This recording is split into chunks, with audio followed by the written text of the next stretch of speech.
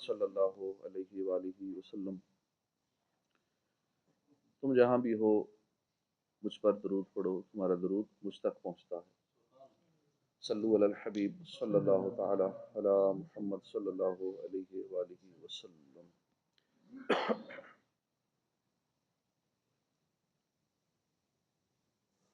پیارے آقا صلی اللہ علیہ وسلم نے فرمایا، لا تدخلوا الجنت حتی تؤمنوا، تم اس وقت تک جنت میں داخل نہیں ہو سکتے جب تک ایمان نہ لے آؤ۔ ولا تؤمنوا حتی تحابوا، اور تم اس وقت تک کامل مومن نہیں ہو سکتے جب تک آپس میں محبت نہ کرو۔ پھر فرمایا، کیا میں تمہیں وہ بات نہ بتاؤں جس پر عمل کر کے تمہاری آپس میں محبت بڑھ جائے؟ افشوا السلام بینکم، آپس میں سلام کو عام کرو۔ مصافحہ کرنا، ہاتھ ملانا، سلام کرنا، اس کی عادت جو ہے یہ اخوت اور محبت بڑھنے کا ذریعہ ہے۔ رحمت دو عالم نور مجسم صلی اللہ علیہ وسلم نے فرمایا، ایک دوسرے کے ساتھ مصافحہ کرو، اس سے کینہ جاتا رہتا ہے۔ دل میں چھپی ہوئی عداوت ہوتی ہے نا، جذبہ عداوت جو چھپا ہوتا ہے، ظاہر نہیں ہوتا، اوپر سے بندہ کسی سے بول رہا ہوتا ہے، بات چیت کر رہا ہوتا ہے، اندر سے ایک عداوت ہوتی ہے، غصہ ہوتا ہے، حسد ہوتا ہے، جلن ہوتی ہے، یا جو بھی معاملہ کسی وجہ سے جہاں بھی لوگ اکٹھے رہتے ہیں، ایک گھر میں رہتے ہیں، محلے میں، علاقے میں، آپس میں اٹھنا بیٹھنا ملنا جلنا ہوتا ہے، تو وہاں یہ معاملات پیدا ہو جاتے ہیں کسی نہ کسی وجہ سے، شیطان کروا دیتا ہے دل میں بغض و عداوت، کینہ، حسد، یہ چیزیں۔ تو اس کا ایک علاج ہے سلام کرنا بھی، مصافحہ کرنا، ہاتھ ملانا، تاکہ دلوں کا کینہ جاتا رہے۔ آپس میں محبت پیدا کرنے اور اسے قائم رکھنے کے لیے ایک اہم ترین چیز ہے ایثار۔ کشف المعجوب میں ہے، ایثار کی حقیقت یہ ہے کہ بندہ اپنے رفیق، اپنے ساتھی کے حق کی حفاظت کرے اور اپنا حق چھوڑ دے۔ کسی چیز کی خود ضرورت ہے، اپنی ضرورت کو بھول جائے، اگلے کی ضرورت پوری کر دے۔ اپنے رفیق کو راحت پہنچانے میں خود تکلیف برداشت کر لے، اپنے آرام کو رفیق کے آرام پر قربان کر دے، یہ ایثار ہے۔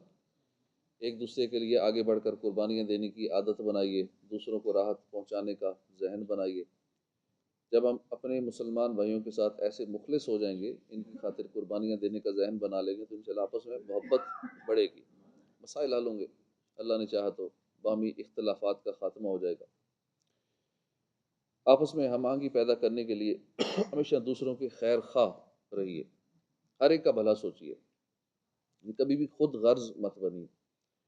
دنیا کی واحد ہستی جنہوں نے لاکھوں کروڑوں بلکہ اربوں انسانوں کو ہم آہنگ کیا، یعنی ہمارے آقا صلی اللہ علیہ وسلم۔ اللہ پاک آپ کے اعلیٰ اوصاف بیان کرتے ہوئے فرماتا ہے، عزیز علیہ ما عنتم حریص علیکم بالمؤمنین رؤوف رحیم، جن پر تمہارا مشقت میں پڑنا بہت بھاری گزرتا ہے، وہ تمہاری بلائی کے نہایت چاہنے والے، مسلمانوں پر بہت مہربان، رحمت فرمانے والے۔ یہ حضور کے تین اوصاف، اعلیٰ اوصاف۔ آپ پر امت کا مشقت میں پڑنا ناگوار ہے، آپ امت کے نہایت بلائی چاہنے والے ہیں، آپ اپنے غلاموں پر بہت مہربان ہیں۔ ہمیں بھی چاہیے کہ ہم اپنے آقا دو جہاں کے داتا صلی اللہ علیہ وسلم کی پیروی میں یہ اوصاف اپنائیں، دوسروں کو مشقت سے بچانے کی ہر ممکن کوشش کریں، دوسروں کے لیے آسانیاں پیدا کریں، ہر ایک کی بھلائی چاہیں، خیر خواہی کریں، کوئی غریب ہے اس کی مدد کر دیں، بیمار ہے بیمار پرسی کر دیں، جنازوں میں شرکت کریں، مسلمان بھائیوں کی مالی معاونت، بدنی معاونت کر سکتے ہیں تو ضرور کریں، اپنے تمام مسلمان بھائیوں پر ہمیشہ مہربانی کرنے والے بنیں۔ فرمان مصطفیٰ صلی اللہ علیہ وسلم، جو کسی غمزدہ شخص سے غمخواری کرے گا، اللہ پاک اسے تقوی کا لباس پہنائے گا اور روحوں کے درمیان اس کی روح پر رحمت فرمائے گا، اور جو کسی مصیبت زدہ سے غمخواری کرے گا، اللہ پاک اسے جنت کے جوڑوں میں سے دو ایسے جوڑے عطا کرے گا جن کی قیمت پوری دنیا بھی نہیں ہو سکتی۔ ایک روایت میں جو کسی مسلمان کی ایک دنیاوی تکلیف دور کرے گا، اللہ پاک اس سے قیامت کی ایک تکلیف دور کرے گا۔ ایک اور روایت ہے، جو اپنے بھائی کی حاجت پوری کرے، اللہ پاک اس کی حاجت پوری کرتا ہے۔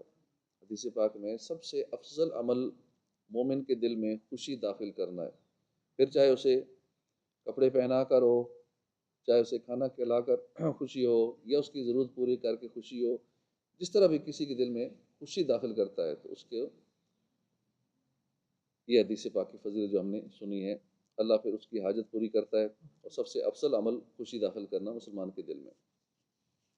ان فضائل کو حاصل کرنے کے لیے لوگوں کے ساتھ زیادہ سے زیادہ ہمدردی کیجیے، خیر خواہی کیجیے، مسلمان بیمار ہو تو اس کی عیادت کریں، کسی کا کوئی نقصان ہو جائے اظہار ہمدردی کریں، غم بانٹیں، جو کچھ خود کو ہنر آتا ہے دوسرے کو سکھا دیں، کہ یہ سمجھتے ہیں مجھے یہ چیز آتی ہے کسی اور کو سکھاؤں گا یہ بھی پیسے کما لے گا، کہیں یہ امیر نہ ہو جائے، اس کا روزگار نہ لگ جائے، بتاتے ہی نہیں کسی کو، کوئی گورا آ جائے، کوئی سیکرٹ فن آ جائے کسی کو نہیں بتانے، کوئی نسخہ ہاتھ آ جائے کسی کو نہیں بتائیں گے، یہ بتایا تو یہ فائدہ اٹھا لے گا، بتاتے رہیں، کوئی علم آ گیا کسی چیز کا دوسروں کو سکھا دیں، اس سے بڑھے گا۔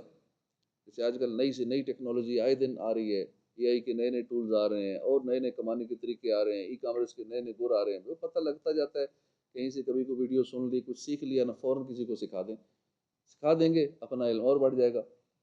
علم سکھانے سے بڑھتا ہے، بانٹنے سے بڑھتا ہے۔ ہم کہتے ہیں میں نے سن لیا یہ سیکرٹ دوسرے کو نہیں بتانا، میں نے یہ گر سیکھی وہ خود ہی بھول جائے گا، جو خود سیکھے نا وہ بھی چلا جائے گا، کیونکہ جو سیکھتے جو سکھاتے جو جس طرح بھی دوسرے کا فائدہ ہو سکتا ہے وہ کرتے جائیں گے، اپنا فائدہ ہوتا جائے گا۔ اللہ پاک عمل کی توفیق عطا فرمائے۔ الحمد للہ رب العالمین۔